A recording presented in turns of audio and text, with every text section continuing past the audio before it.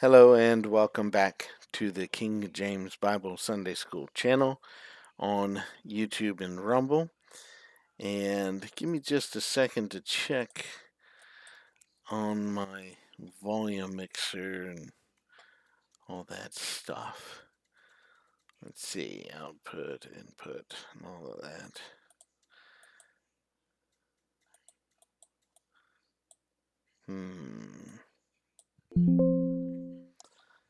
I think I hear everything okay. Everything I'm going to hear anyway, I'm hearing okay. So, today I have a kind of a review. It's not an unboxing because I already unboxed it and showed you the initial look at it. But quickly jump over to this, and these are Schuyler Bibles, Schuyler Publishing or Schuyler Printing. I thought for a moment it might be like the Holman um, Bibles. Now let me do this here. Open this one up. I'm going to just quickly grab one copy of a McLaren. Uh, it says large print reference and all that. So I don't think it's too much of a large print. I'm going to take a look at it, along with it. Now, I don't know how well you can see it. It's a different printing, but they remind me of each other in some ways. There's a little bit more boldness to the McLaren. Um, it's got the divisions of the chapter headings are going to be different. This has the number and then caps, but this has a decorative first letter. I think they call it something specific, and also then chapter 17 you see there for Proverbs. Um, but yeah, just double checking on that. This is a Thomas Nelson publication, the McLaren. I think they were clearing it out. I'm not sure if they had any other reason than just trying to get it sold. Um, but anyway, I had said that I thought this was like a Holman. I think I put my Holmans back. But Holman, um, we're going to get into this in a moment, had an issue just much like the Schuyler's. Now I already did do a kind of an unboxing review for the Schuyler Canterbury, which is what this is.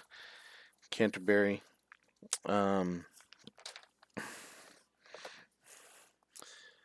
which is uh, generally just the classic printing. Uh, the chapters are there. It has chapter Pilcrows, like there, and at the beginning of verse 14 here, showing that that's a chapter. But it also has some divisions as to what's going on, which many people would look at as a chapter division in their mind. Like that's if it's a new subject, it's a new chapter kind of thing. So that's that there. And then in the book of the Psalms I showed you before, it has a sort of division to make it a little more verse-like, if you will. Second line indentions. Oh, up here, you can see it there. Um, the um, the first letter is smaller than in the rest of the Bible.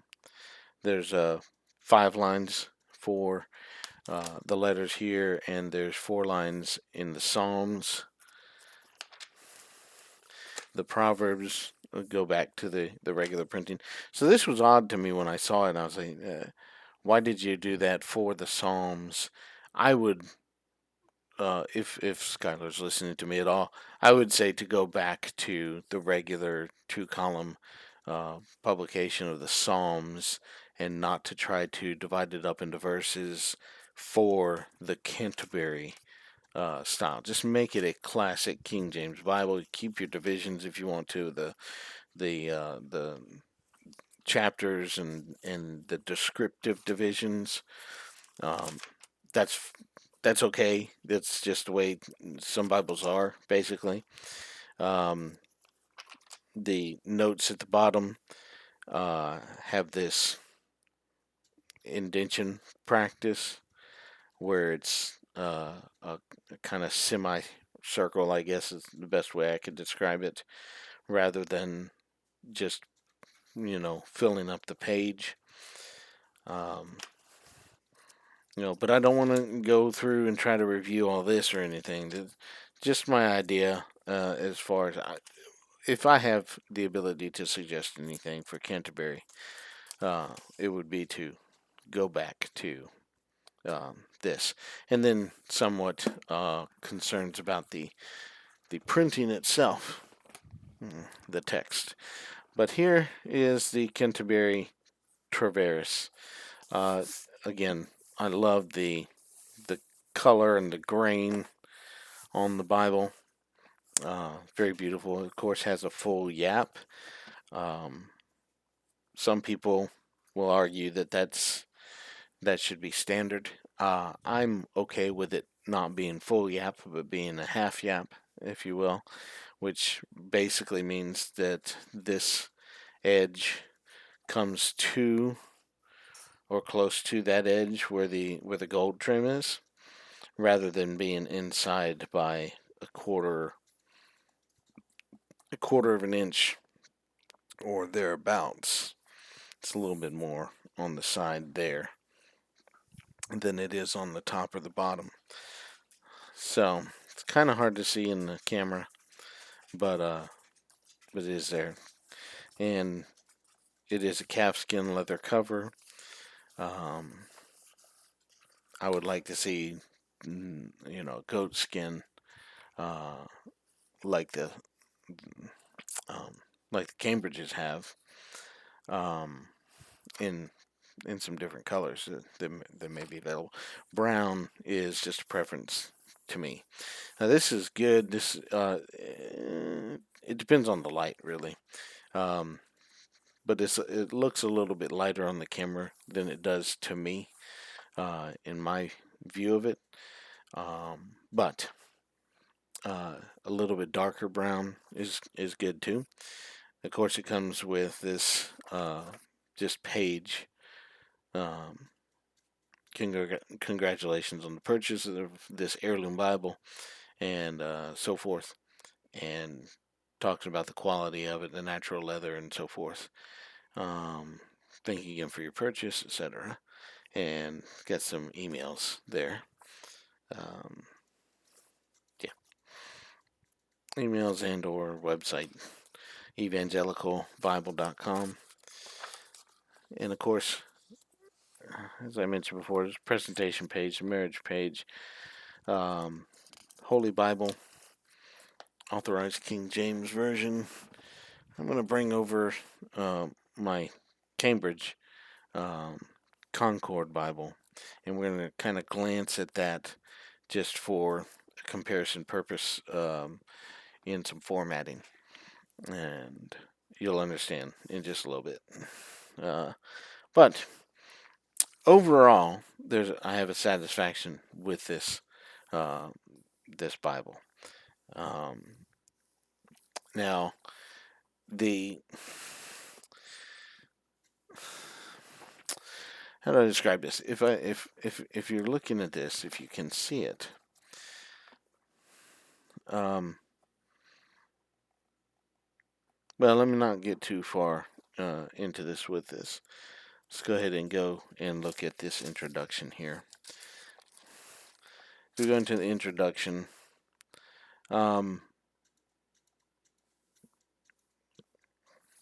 This page, of course, is just the contents page. The introduction. Welcome to the Treveris. The Treveris layout is paragraph style.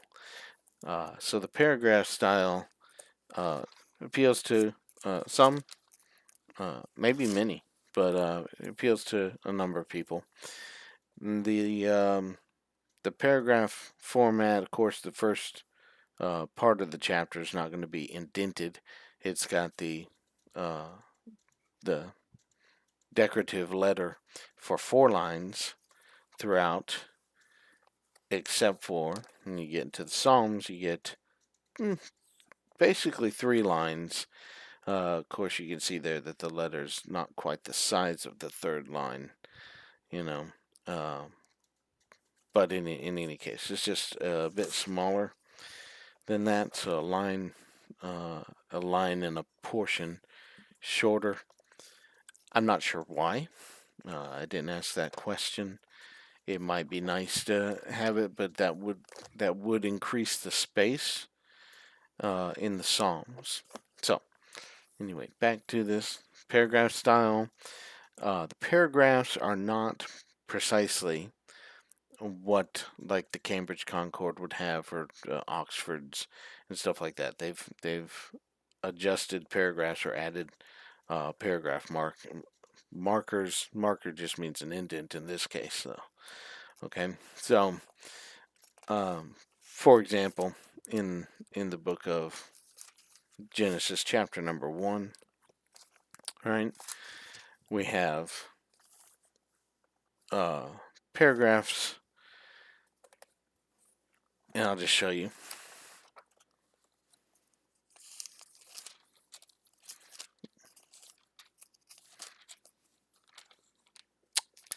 Of course, chapter 1. So the paragraph would be the first part of it, right? And there's no pilcrow marker until verse number 6. Right after the evening and the morning were the first day. In this case, verses 1 and 2 consist of one paragraph, and they make verse 3 to begin a second paragraph. Then verse 6, the evening and morning were the first day, the end of verse 5, beginning verse 6 would be the paragraph. So they've added a paragraph right there to begin number 3.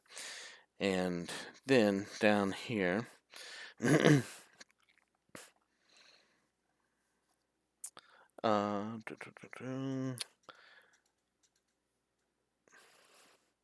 we have verse 19, and the evening and the morning were the fourth day. And verse 20 continues with the paragraph that started in verse number 14 here, and goes on down to 24. In this case, 14, they begin a new paragraph at verse number 20, after the fourth day mentioned in verse 19, and then, of course, 24, and continue on. So though there's additional paragraphs, I haven't seen where there's the deletion of any paragraph, but just know that there are more paragraph divisions in the Treveris, especially when you get into the book of Acts. After a certain portion in your Cambridges and so forth, the paragraphs end, and it's either a run-on paragraph from there on out, or it was just not considered necessary to continue, or meaning it was not provided before, and they did not add any paragraphs to it. They did not divide up the epistles into paragraphs, or the book of Revelation. It's not in paragraph format either, or pilcrows, in other words.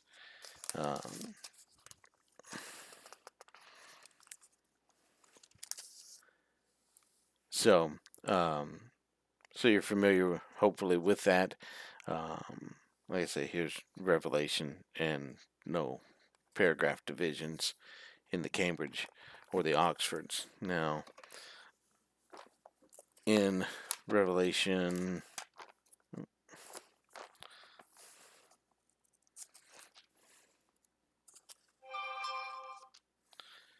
and you probably just saw a little bit of First John has that.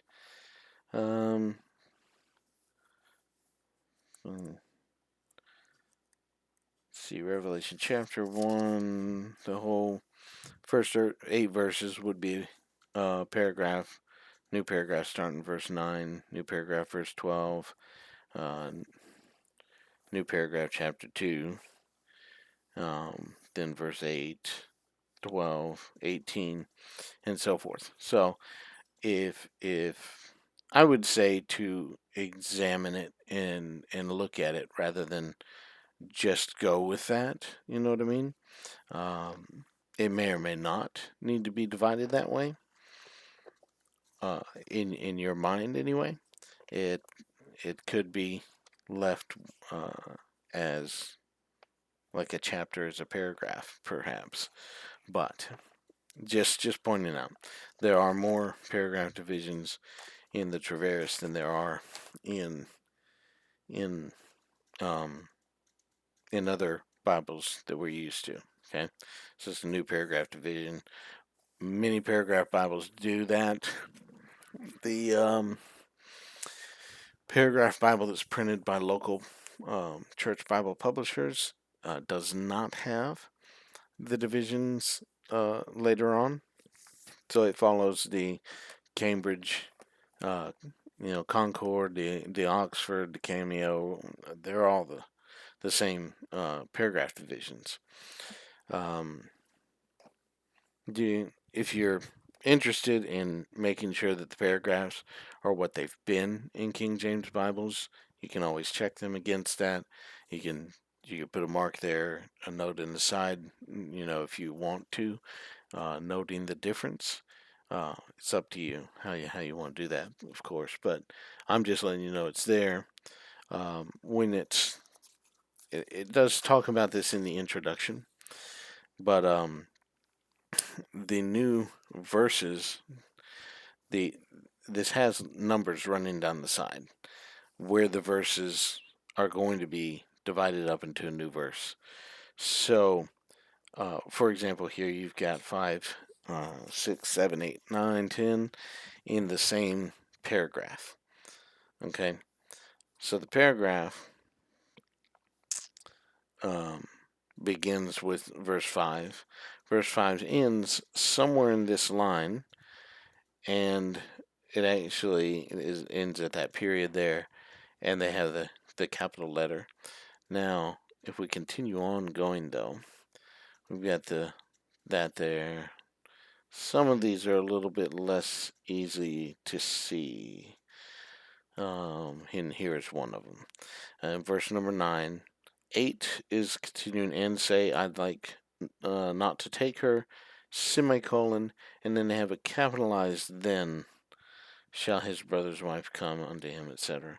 So then is the beginning of verse 9 to allow you to see what is being seen by somebody who's looking at the verse divisions. They can see the verse divisions right away. You have to kind of pick out where it would be.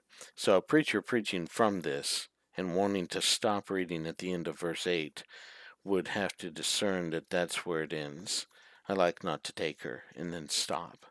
For whatever reason, to make a point, to not go into the punishment part and sit there explain the the situation of the kinsman redeemer in this particular instance here.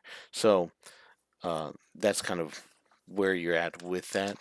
Now, you might not read this in that way. Now, throughout, you might not use it like for preaching, for instance. This might be more devotional reading because it's built in a way to try to flow through without the distraction of the verse divisions. That's the idea. And to see it in a paragraph like this section certainly is conveying this thought here, or the same thought. It's all connected right there. This and the next one might be a little bit different, change of scenery, change of this or that, and whatever the reason is that there's a paragraph there. So that may be the reason for this. Now, throughout, it will come to a place like here. in chapter 32, give ear, O ye heaven, and I will speak, and hear, O earth, the words of my mouth. And it's split into sort of verse form. And this is, the words of the song. Let's see, bear with me just a moment.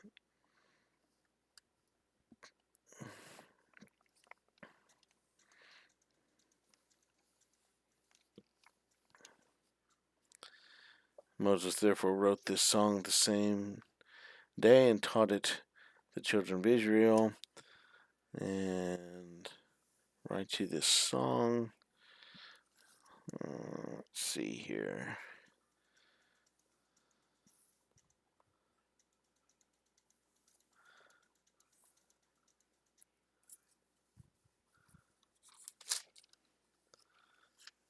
Yeah. So anyway, chapter 32 would be the song put in that verse type of format. And it doesn't do the second line indentation like you saw with the Canterbury in the Psalms, whereas they could do it that way. Of course, they might be going back and forth, that sort of thing could be. Some of this, like here in verse number 39, 40, there could be, see now that I, even I, am He. And it says, comment that there is no God with me. I kill and I make alive. I wound and I heal. Neither is there any that can deliver out of my hand. For I lift up my hand to heaven and say, I live forever. If I wet my glittering sword, and mine hand take hold on judgment, I will render vengeance to mine enemies, and will reward them that hate me. So there's a few lines there where I think, yeah, that it could be divided. It would take up more space. It would push it down a little bit.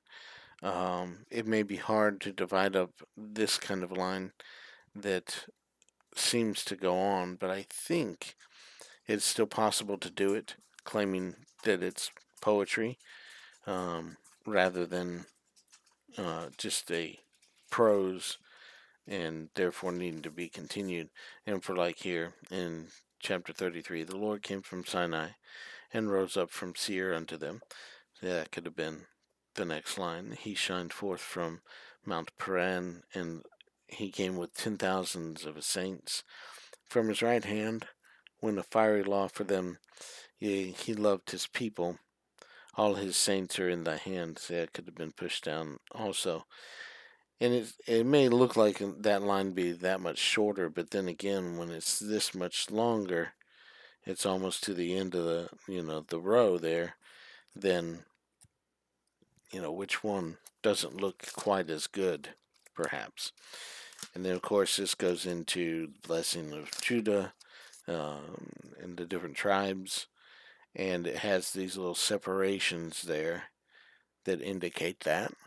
Like verse 13 is end of Joseph, he said, and there's an entire space given rather than putting it up to it. There's a space in this between these sections here before it even gets to Zebulun over this way. Excuse me. So you see just those differences. And here's again another example that how long that is. The comma's right there, so it could have easily been pushed down one. And in here you could just divide it in the sentence, and it would make sense to do that. But anyway, it does do that throughout the text wherever there is something of that nature. As for Samson's riddle there, and showing up here as well, and it's just it's up to you to look at it and see what it's saying. It's kind of drawing your attention to some things that may or may not be the right thing to do. This again is um, that same kind of division.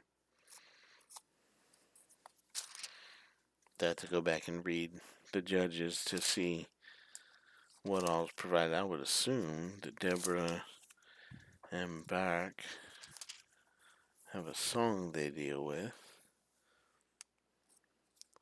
7 years of oppression. Here we go. Jabin. Oh yeah. Then sang Deborah and Barak, the son of Abinoam, on that day, saying, "Praise you, the Lord, for the avenging of Israel," etc. And sort of put into poetic form again. I could see where that could easily be put into the next line. So that goes on. It's the same thing when it gets to the Psalms. You get Job and the divisions of the verses, and even spacing out between certain parts of the verses. So it's all that there. The Psalms. Again, I think somewhere in here you pull down the verse, you divide it a little differently. But it would take a little bit, and this is a good start. And um, I'm not saying that this is their first edition. I don't believe it is. Um, but you got the same kind of thing in Isaiah, and like I said, throughout the Bible, when you get to the New Testament, there comes to be quotations of the Old. So let's see if they're doing Matthew chapter 1. Yeah, they got a couple of places here. But Matthew chapter 1, I would have done it there, but let's go back to 1. Oh, and do not divide it up or call attention to that prophecy there. Right here where Jesus is named. Where it was spoken of the Lord by the prophet, saying, "Behold, a virgin shall be with child." Now, in chapter number 2, it says here, "For thus it's written by the prophet, and thou Bethlehem in the land of Judah," etc. And they quote it out that way. Chapter 3, this was spoken by the prophet Isaiah, saying, "The voice of one crying in the wilderness, prepare ye the way of the Lord, make his paths straight." That's, of course, John the Baptist. And so it does it several times, but not chapter 1. If you're listening, Schuyler, chapter 1 of Matthew has a prophecy that should be divided out if you're going to be consistent with that. So we need to work on that part. I may send them a note as well that that's true. But there's possibly a lot in the New Testament that might have been missed that are allusions to. Now, if it has to say something like this, I don't think these things are done in parables, and then a quotation allusion. This is an allusion to it, so it doesn't specifically say the prophet said, or it says in the Psalms, or it says in the Proverbs, this, that, and the other thing. So, yeah, in the New Testament, it could be made more consistent.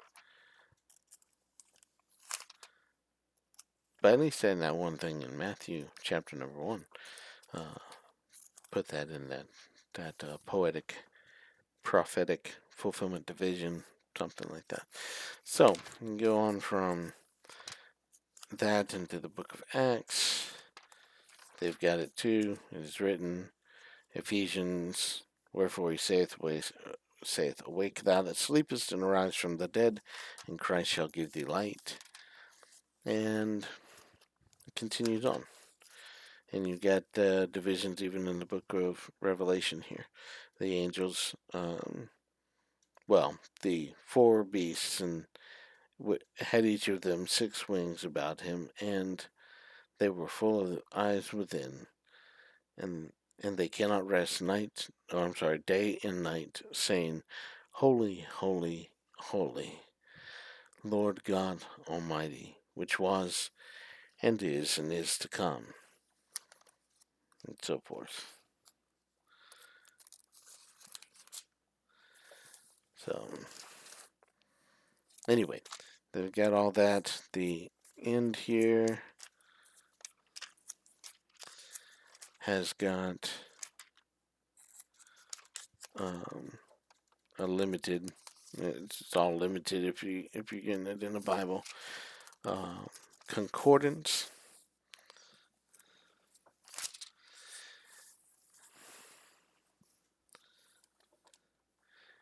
and as you can see right here, it's not just a concordance. This is Abraham, son of Terah in Mesopotamia, married Sarai, then lived in Haran. It's got some verses for that, but that is a Bible dictionary version of that thing. And maybe it only does that for certain persons. It's not doing it for baptized, so I assume it's not going into doctrinal commentary.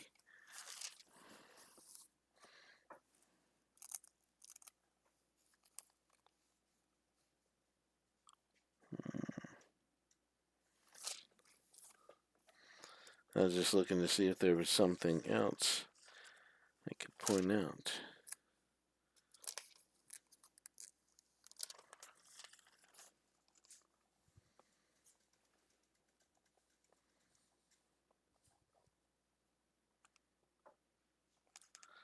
Huh. Interesting. Well, you got David, youngest son of Jesse, etc. So it's not strictly a concordance, mostly a concordance. And it seems to be missing a little bit. It's giving a few Bible dictionary kind of versions of certain characters, David, Moses, so forth. Let's see.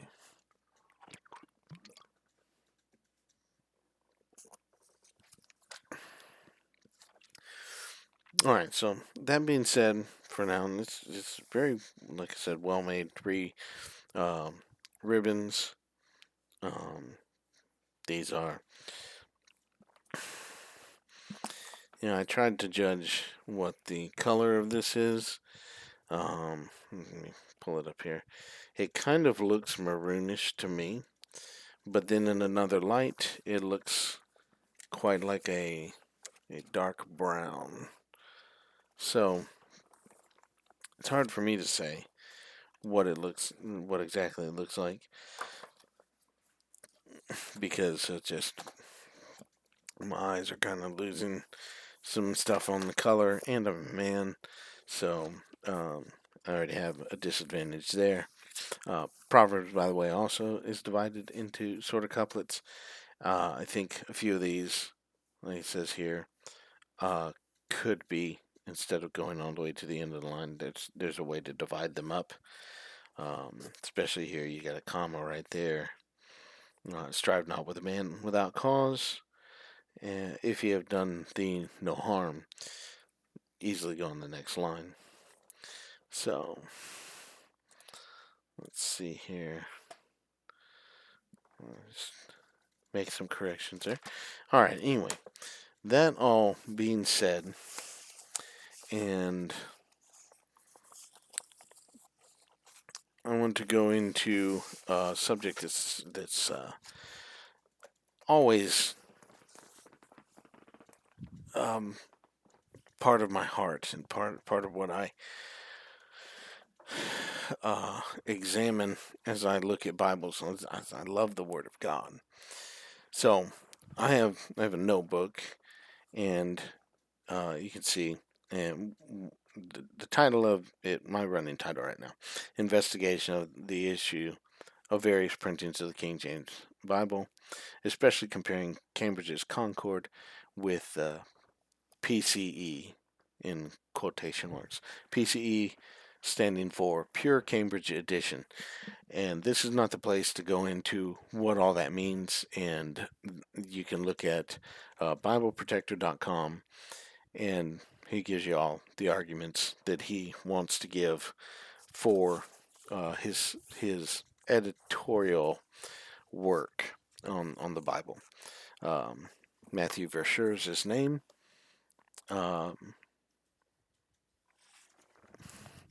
They print out of Australia, but I don't think he's Australian. I thought he was British or Scottish, UK, but I'm not 100% sure. So don't hold me to any of that.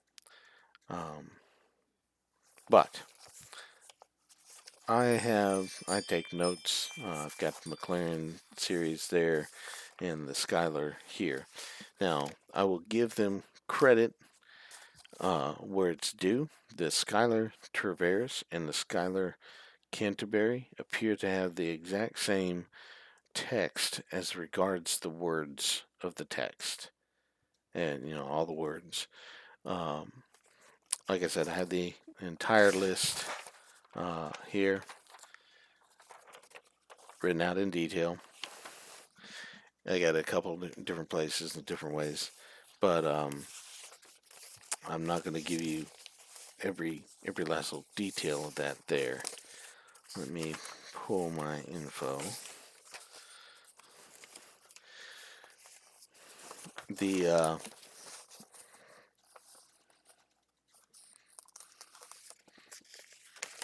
total in the list here goes to number 146.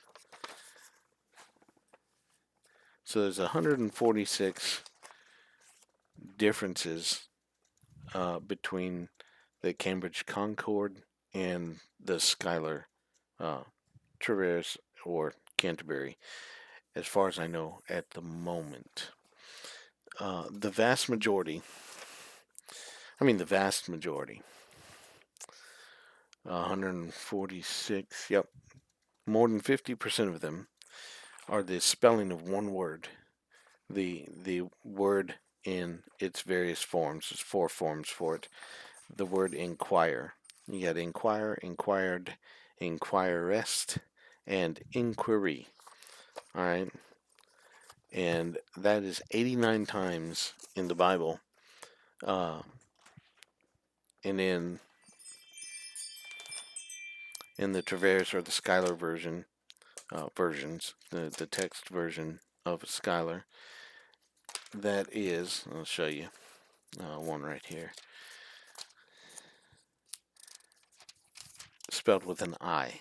Now, there's no difference between the spelling of inquiry with an I and the spelling of inquiry with an E.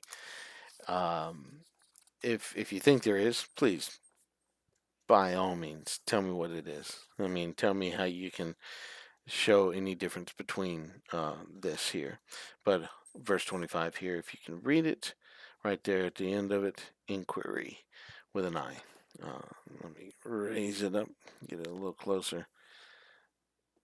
And though it's blurry, it is there, right there at the end of my thumb, inquiry. INQUIRY.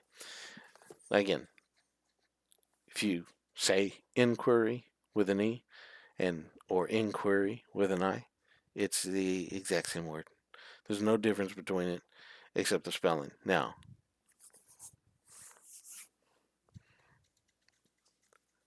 if you want to argue about it, if you wanted to argue really about it, then I would argue for inquiry with an E or inquire with an E. And then the next biggest thing, 35 times 35, which together with 89 is 124 out of 146. So you only had 22 more differences. 35 times the word counselor is spelled differently than the Concord. So counselor, I'm not going to try to pull it up here, but counselor is spelled with an E, or the word counselors, plural, with an E in the Schuylers. All right. And that's true of to compare them, Cambridge Bibles, Cameo versus the Concord. They have the spelling differences. Generally speaking, that's the main thing. Again, the vast majority is going to be the 89 times the inquire shows up, and then 35 times with counselor. That's it. I'm serious. That's 124 of these. Um, with the differences between the Concord and the PCE, the vast majority of those two words. And again, if you want to argue about it, I would say counselor is spelled with an O, COU NSELLOR, rather than ER. And we could talk about whether or not that's British English or American English and stuff like that. It's not necessarily either one of those. This is not the point. Even the fact of the matter is that it doesn't make any difference. You say the word the exact same way. It doesn't have any change of meaning. The only possibility that there could be a problem is if you were saying, or if we were able to say, that God inspires the words of the King James Bible to the point where the letters make a difference somewhere. You have a count of the letter E in the Bible, the count of the letter I. It would change by the figure of 89, or the 35 with the count of the letter O. And I've never seen anybody bring out any argument about the number of times any particular letter is being used and how that relates to anything spiritual, godly, historical, gospel wise, etc. All right. The the biggest argument that there ever has been, and probably has some merit to it, would be the spelling of Savior with a Savior. And some of that argument was that Savior, as it relates to Jesus Christ, should always be spelled with a U, and then any other type of Savior that's out there could be spelled just Savior.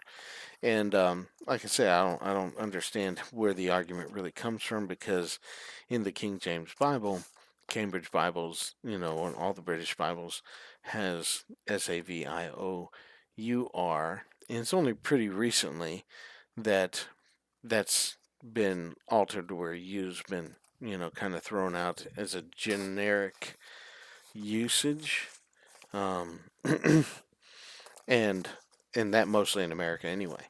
We're not talking about everything else that uses British weights and measures and all that kind of stuff. The metric system that's being used now, but mainly just the spelling.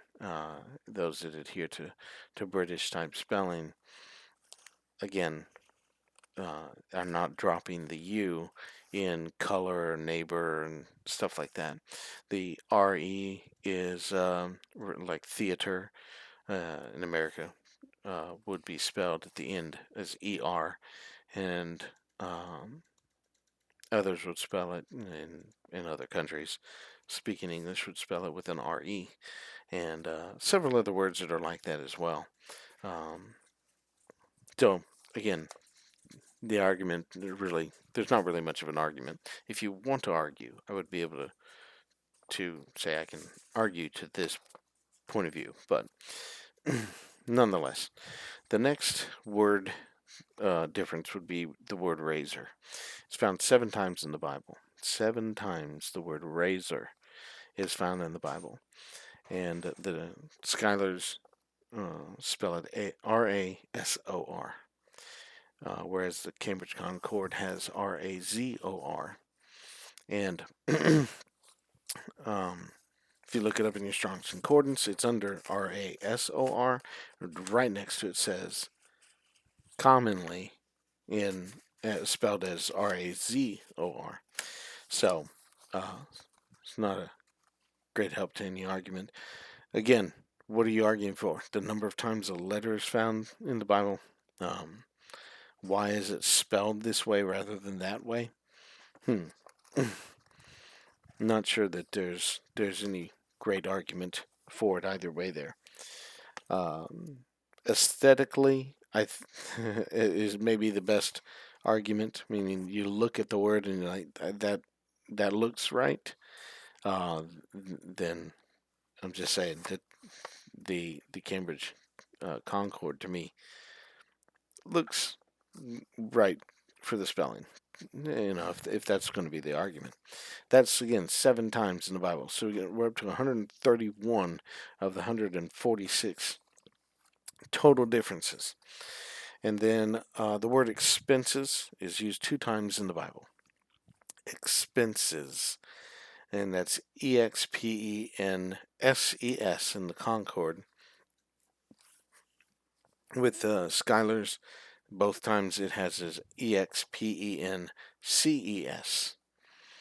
Those 2 times. And then we have the word ankle and ankles. Once plural in the Bible, once singular. His ankle bones received strength. It's actually still plural in the New Testament, where it says ankle, because it's ankle bones. But it's ankles. The water comes up to the ankles in the Old Testament. And in the Concord is spelled ANKLES.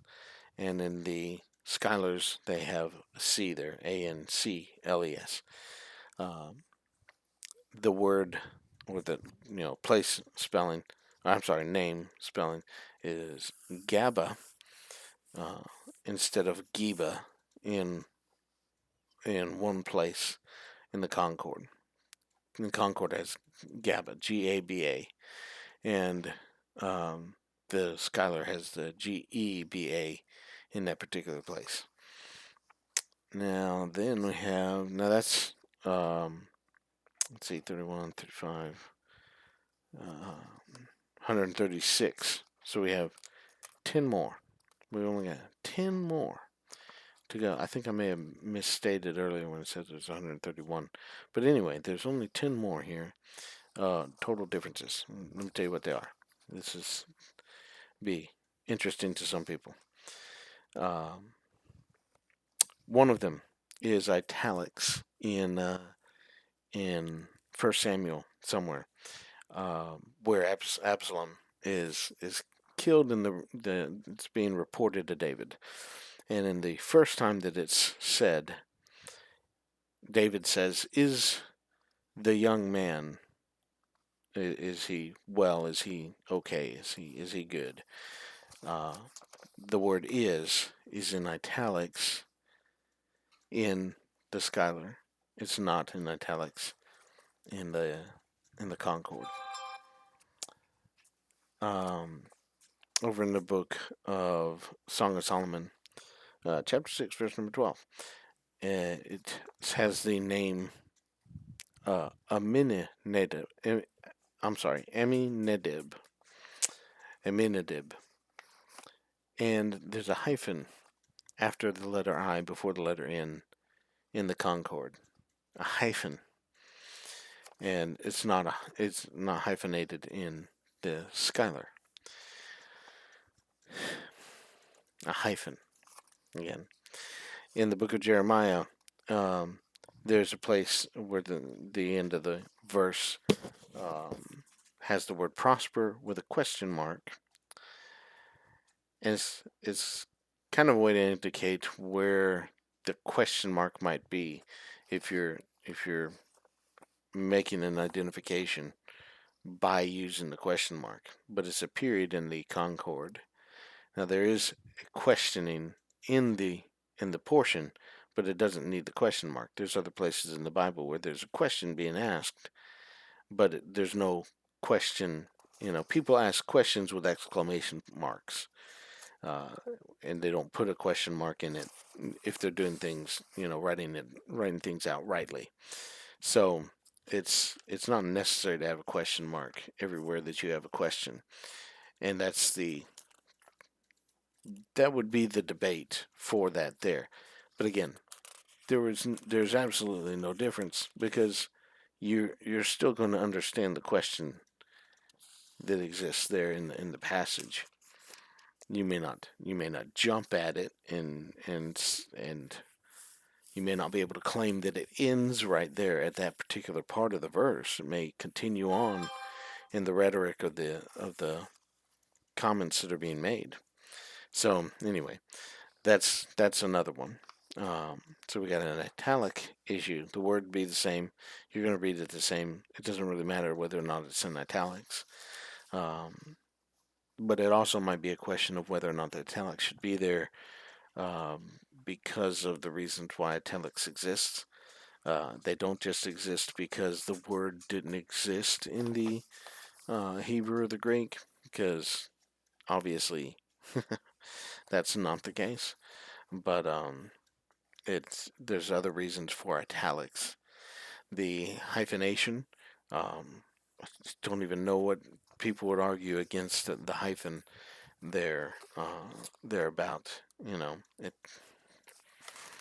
It's not like it began by being divided there, but and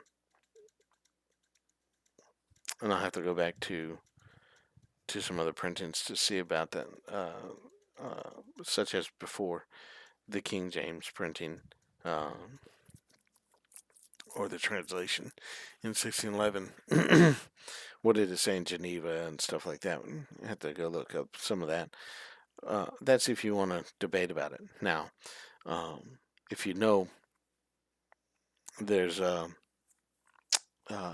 list that um, that's put out by the Bible Protector and the PCE advocates that say they printed right, but then also say there's some variations that exist, and these variations are acceptable. Right. So that's what they say, and one or two or three of these are in that list that this is acceptable to have this um, being changed or being, I say changed, either having a hyphen or not having a hyphen. Either one's acceptable. And truly, either one's acceptable. This is the Word of God we're talking about, not the hyphenation of God. If you want to argue for that again, I would say, have the hyphen there. It's kind of like having Bibles, sort of like having Bibles with pronunciations. And there are a few, I think, I've seen on the BibleProtector.com website where they are arguing whether or not the division of the names as the pronunciations and the emphases should be here or there. It is ridiculous and beyond the scope of claiming that this is the word of God or that or not properly printed. A pronunciation division or not division. Have you actually found in in one of my Holman Bibles? I think it was the Spurgeon Study Bible in Acts chapter number 11 and verse number 12, where it divided the word spirit, right? It put a little hyphen in there and put an emphasis on the first spirit, and I have no idea why it did it. You go down to verse 28, the word spirit's found again, and it doesn't have any division or anything like that. I just don't know why they put a division there. It's baffling to me.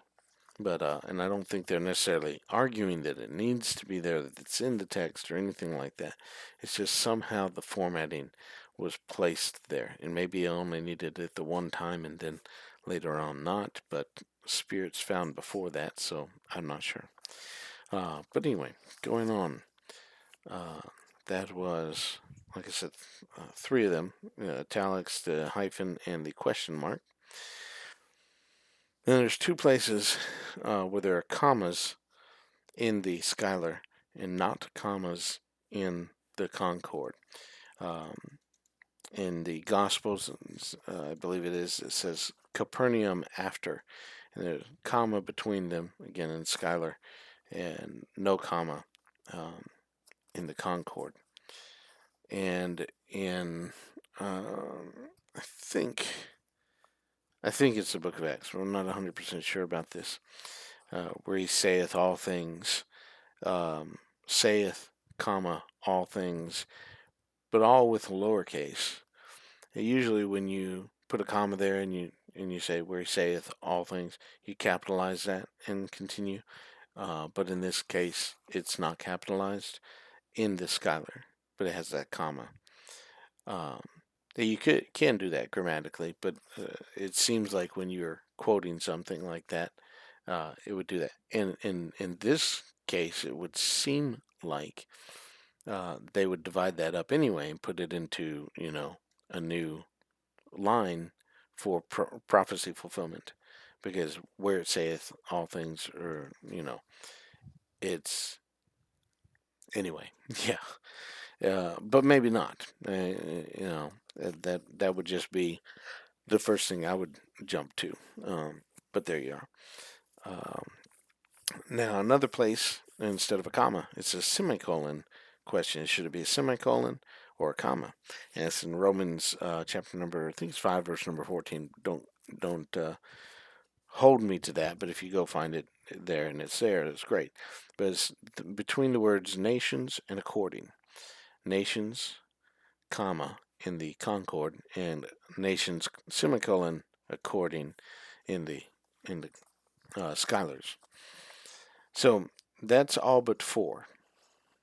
All but 4. The other 4, 3 of them are the capitalization of the word Spirit. Acts chapter 11, verse number 12, and Acts chapter 11, verse number 28. Being led of the Spirit. I'm not quoting it exactly, but Paul is recounting that the Spirit bade him go with them. In the Concord, it's capitalized. And then the next one is somebody speaking by the Spirit, prophesied dearth, I believe it was, in verse number 28 of Acts chapter 11. And Concord has it capitalized. And it appears to me it's talking about the Spirit of God in both of those places. Why not be capitalized? It's not necessary for those to be capitalized for it to refer to the Spirit of God, though. But generally speaking, people think that it usually would be, right? So I don't think there's really an argument there that it has to be capitalized, but there's a good reason for it to be capitalized.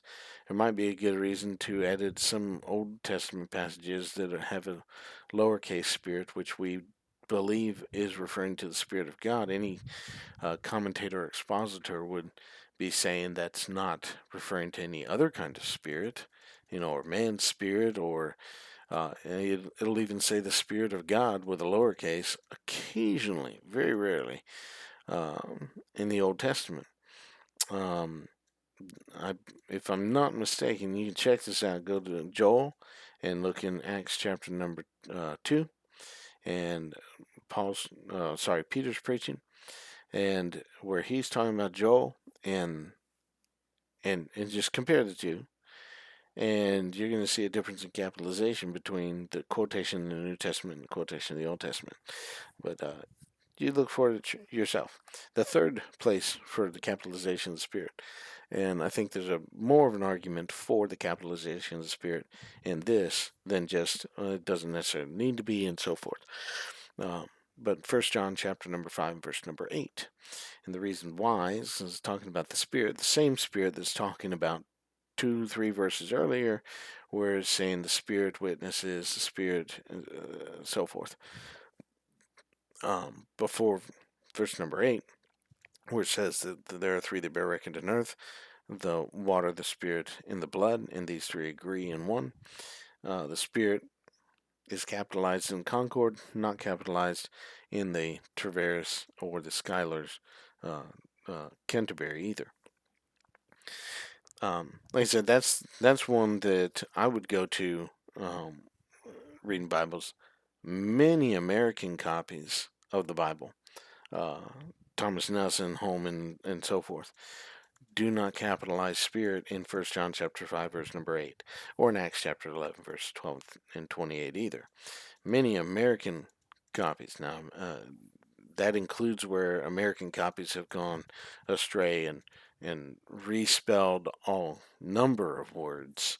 Uh, but we're not getting really into all of that, and they've altered a bunch of different things, so that the debate is not about 140 times, the vast majority, 124, being two words being spelled differently, or 131, just three words, being spelled differently. And really, 100, there's 145 differences here, rather than that total. And again, spelling of basic words, 135 of them. So 10 differences otherwise, and then another that I'm going to get to in a second is a printing error. So we've covered 145, and like I said, that's it. That is these minutia that if you read it, you're never going to catch it. You're never going to see it. You're never going to hear it. There's no way to hear the difference in an italicized words, unless you're emphasizing whenever it comes to an italicized word. Psalm 119, verse number 105. Thy word is a lamp unto my feet and a light unto my path. I have sworn, and I will perform it, that I will keep thy righteous judgments. I am afflicted very much. Quicken me, O Lord, according unto thy word. Accept, I beseech thee, the freewill offerings of my mouth, O Lord, and teach me thy judgments. My soul is continually in my hand, yet do I not forget thy law. The wicked have laid a snare for me, yet I erred not from thy precepts. Thy testimonies have I taken as an heritage forever, for they are the rejoicing of my heart. I have inclined mine heart to perform thy statutes always, even unto the end. And unless you do that, you're not going to hear the difference, right? But why would you necessarily do that? Now, I know when I was very young and saw italicized words, my mind, because it was only familiar. I said young, very young. I'm talking about before the age of 10, reading little books and stuff. There was that italicizing of words in some books, you know. I'm pretty sure the Dr. Seuss does it occasionally, and that italicizing of words isn't is an emphasis thing. And I thought when I saw it in the Bible, oh, there's an emphasis there, and many times it looks like there could be an emphasis there, but that's not the reason for it. So going back to this though, the 146th difference is in Psalm 119, verse 97, the beginning of Mem. Oh, how I love thy law. It is my meditation all the day.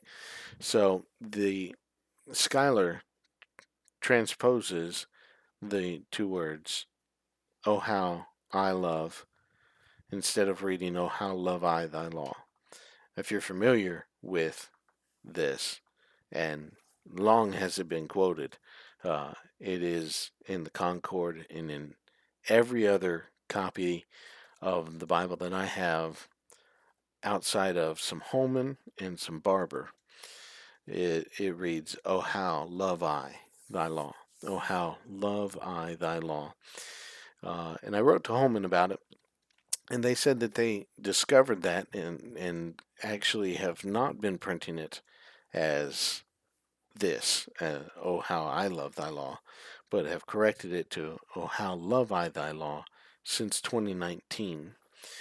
And I haven't seen it yet. I have not found a new printing since 2019 of their King James Bibles, but I'll be looking for it. I'll be searching that out, and hopefully they'll send me a new copy of the new edition of Spurgeon.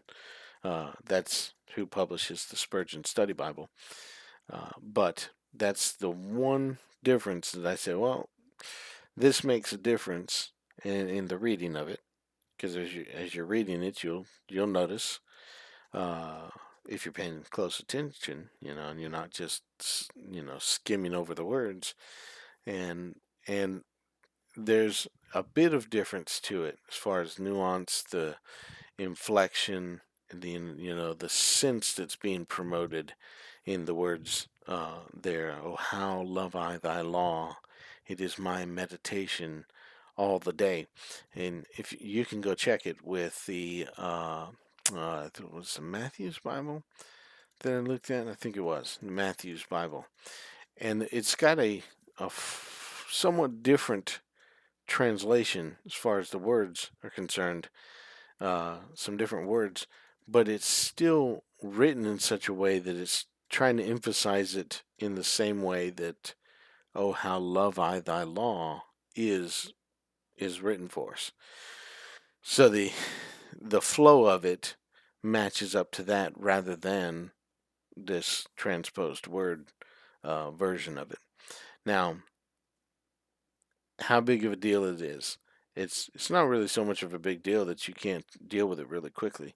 Uh, the way that markings and corrections would be, you would start toward the top of the letter I before it, un- underscore it, draw a loop underneath it, and go up over the top of love and come back down to the bottom part of the E, uh, just in straight lines.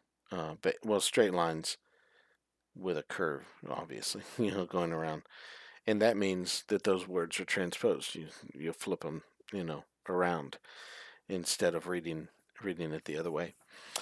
Or you can get a Cambridge Concord. You know, you can get a Cambridge Concord. You can get a Cambridge Cameo. You can get a Cambridge Topaz, a Cambridge Presentation Reference, a Cambridge Turquoise, a Cambridge Lectern Bible, a Cambridge any number of different Pitt Minion. Oh my goodness, I'm forgetting a number of these things. Diamond, standard text, etc., etc., etc., etc. All these different ones, if you look at them, will read, "Oh, how love I thy law." You can also get Oxfords and Allens and everything else. They all read correctly. I've only seen Schuyler doing it differently. Holman did it differently as well. They say they've changed it. Hopefully they did. And Barber does it differently. Now, Barber also at the same time is publishing and promoting a simplified KJV. So that may be part of why it's that way. That's just uh, part of their editing software has defaulted them to it, perhaps. For whatever the reason that Barber does, I haven't checked with them yet. Um, but it ought to read, "Oh, how love I thy law." I've not found anything from the 1800s, 1700s, the first printing, Blaney's edition, 1769, the early 1900s, any of my cameos, none of them. Nothing, and no other printing. World Word, uh, cheaper printings, more expensive printings.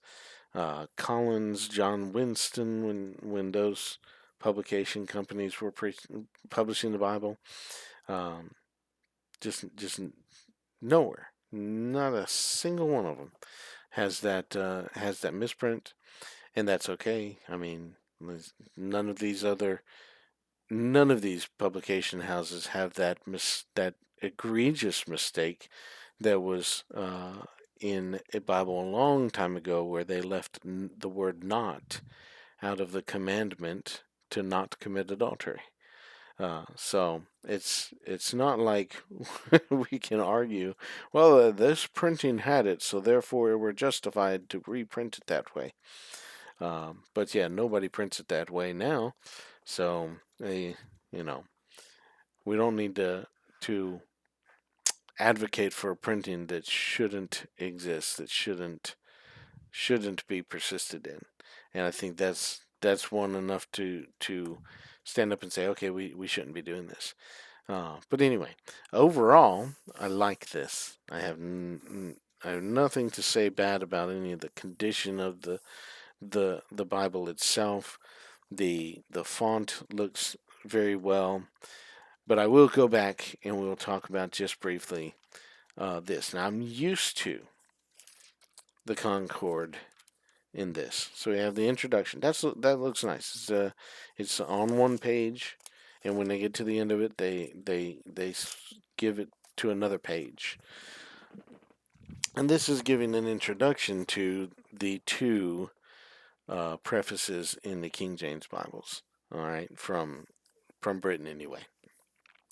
Some of you may not be aware of this, that the that the Bible has these two prefaces. When I got saved, I got a Bible that had the first preface but did not have the second one. So anyway, this is the preface introducing the two, and then it goes right into the epistle dedicatory, the first sort of more brief um, epistle. It's written to the most, or dedicated to the Most High and Mighty Prince James, and it is the translator speaking um, to King James and giving him some praise. All right, and then in this copy of the Treveris, it goes right from there and into the translators to the reader, and has a section, the best things have been calumniated, and you got the different um, paragraphs there and divisions as such. Okay. Um, Now, if you look though, just format wise, it kind of is a run on. It would be nice, I think, if the introduction on this page, maybe leave it blank on this side of the page, give this introduction on this part of the page. Again, leave it blank, and then go to the epistle dedicatory, and let that be front and back is what you're gonna wind up with, and then on the next side of the page start to translate to the readers. And so I'll show you that in the Concord, and this is what I'm used to, so it to me looks a little bit better. And there's some different ways of doing this too, but there's that beginning to the Most High and Mighty Prince James. Great and manifold were the blessings, most dread sovereign, which Almighty God, the Father of all mercies, bestowed upon us, the people of England, when first he sent your Majesty's royal person to rule and reign over us. And of course, like I said, paragraph. It ends on the second page. And the last part of this is divided and indented. And every time I saw it, from my first King James Bible to printings today, from Cambridge and Oxford and all that, it has that. Now this, again, starting down here at this lower part of the page instead of up at the top, is jarring to my eyes, is all. So aesthetically, to me, I see the difference, and I like this less. Okay, I'm glad it's here, as well it should be. So this last paragraph there is not an indented paragraph, which Could have been just simply a choice that they made, you know. Um, I've always seen this word capitalized, God here, um, and this it is not. Again, probably an aesthetic choice. And then the translators to the readers, right? As always, to me, it's been top of the page, centered the translators to the reader, and then the large letter capitals and stuff like that. Again, it's a choice that's made. It's aesthetic rather than anything else. I do like the fact that it gives where it's taken from. This is specifically, it's in the original, but it's reprinted in modern typeface and spellings all adjusted by F.H. Scrivener, F.H.A. Scrivener, um, in the 1873 Paragraph Bible. But you can compare it to the original 1611 as well, if you like, and see uh, that it still reads the same. Now, the format and the aesthetics might be different. And I've always, again, I read it from the Cambridge and get the headings centered and italicized rather than, capitalized and in bold print and starting at the left side instead of um, being centered. Again, aesthetic choice less than um, something that really makes a big difference. Something I have to get used to because I'm used to this Cambridge. Um,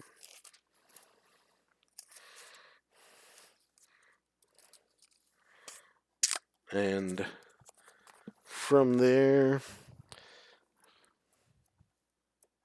let's get to the end of that.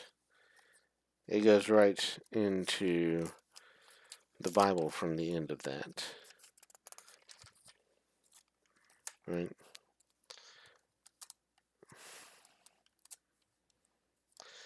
Almost all your Bibles are going to have little differences, whether or not it's, say, a page that has the contents again or something like that, uh, or the page with the contents is before it. Neither one makes much difference. It's a little strange to look on this and see a print face, a font for the contents, the books of the Bible, and then the contents, the introduction, preface, these are all in a different typeface than where it says the books of the Bible. Same thing with concordance and Bible maps down here is in um, a different printing format. The choice is aesthetically, I think it would look better all the same, possibly. Um,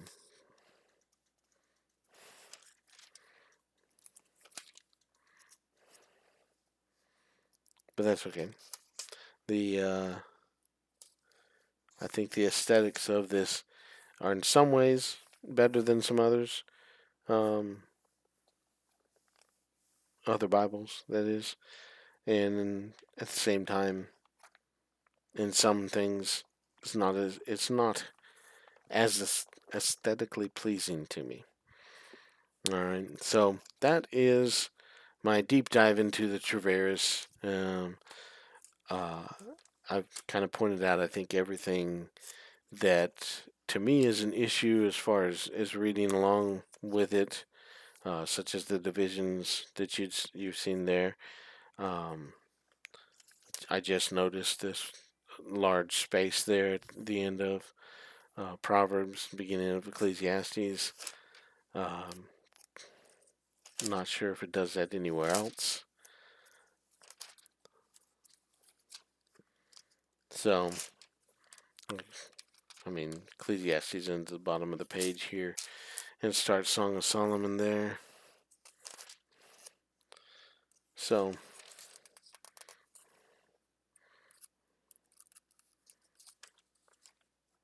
There's the end of Song of Solomon, little small space there for Isaiah. It might be something overlooked. Again, Schuyler, if you're listening, you want to look at that and see if that's something that was intended to be done or accidental.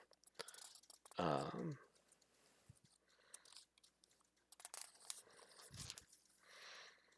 yeah, see here, the Psalms does it and just goes to the next page. Ecclesiastes could start next page instead. But again, something just saw here just a second ago, so no huge deal. Again, little space at the bottom of the page, new book in the next page. So there could be some consistency issues with that. It might just be that one spot that's more significantly blank. There between uh, Second Kings and First Chronicles, small amount of space, new book. And I was going to say, with the division of as far as verses is concerned, this is chapter 1, verse 4 is going to start in here somewhere. And verse 1 is Adam, Sheth, Enos. Okay. Kenan, Mahalalel, Jared, I believe, is verse 2. And then you got verse 3, possibly Enoch, Methuselah, Lamech, and then may have Noah there, or may wait for Noah, Shem, Ham, Japheth as the fourth verse. But there's no easy way to tell where, like the Cambridge Concord and Oxford's and others that do it by verse actually have the verse division. That would be the hardest place to put some divisions in there, unless you're checking it against another Bible. Whereas, as we talked about earlier, um, verse number 10, well, not verse 10, but say verse 11, starts over here, and you can tell by where it's capitalized. Um, Same thing here. The "and" right there is capitalized after a comma, so that's the beginning of verse number 12, and so forth. So just going through it, remembered that's actually a thing there where you may or may not be able to tell where verse divisions were, if you're interested in uh, determining where those verse divisions are. And again, there may not be much cause for that, so I may just be saying that just so you're aware. But it's it's just one of those things, isn't it? And I'll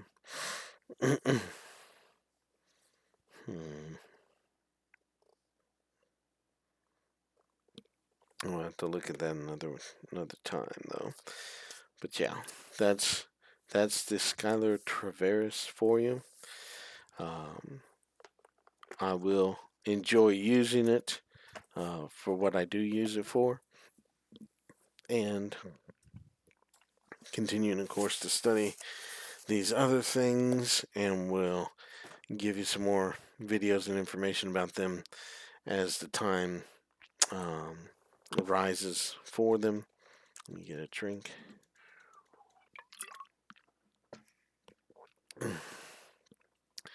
But do you have any thoughts about it? Do you have any thoughts on the Treveris, on paragraph Bibles in general? Are you for them, against them? Um, I'm not really debating which way or another. You can go look at some other videos that were done with about paragraph Bibles to uh, to see kind of more general idea that I have. But comment below if you like it. If you like the colors, the cover, it's a nice sturdy and soft cover at the same time. Um, Flexible, but easy to hold on to. So it's a nice Bible all in all, in my opinion. Um, you know, and